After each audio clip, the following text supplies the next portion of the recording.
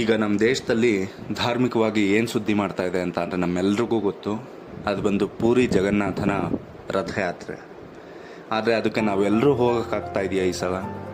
ಆಗ್ತಾ ಇಲ್ಲ. ಯಾಕೆ? ನಮ್ಮದೇ ಆದ ಕೆಲಸ ಕಾರ್ಯ ಎಷ್ಟೊಂದು ಹಮ್ಮಿಕೊಂಡಿರ್ತೀವಿ, ಪ್ಲ್ಯಾನ್ ಮಾಡ್ಕೊಂಡಿರ್ತೀವಿ. ಸೊ ಅದಕ್ಕೆ ಹೋಗೋಕ್ಕಾಗ್ತಾ ಇಲ್ಲ. ಆದರೆ ನಾವೆಲ್ಲ ಏನು ಮಾಡ್ಬೋದು?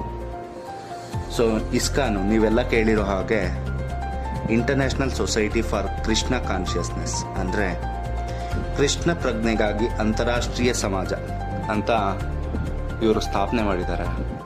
ಇವರೇನು ಮಾಡ್ತಾ ಇದ್ದಾರೆ, ದೇಶದ ಹಲವಾರು ಸಿಟಿಗಳಲ್ಲಿ ಈ ಥರ ರಥಯಾತ್ರೆ ಮಾಡ್ತಾ ಇದ್ದಾರೆ. ಇವರು ಬರೀ ಇಂಡಿಯಾದಲ್ಲಿದ್ದಾರಾ? ಇಲ್ಲ, ಸುಮಾರು 80 ದೇಶದಲ್ಲಿದ್ದಾರೆ. ಇವರು ಈ ಥರ ರಥಯಾತ್ರೆ ಎಲ್ಲ ಹಮ್ಮಿಕೊಡ್ತಾ ಇದ್ದಾರೆ. ಇದು ಮಾಡೋದು ಸುಲಭನಾ ಈಗ?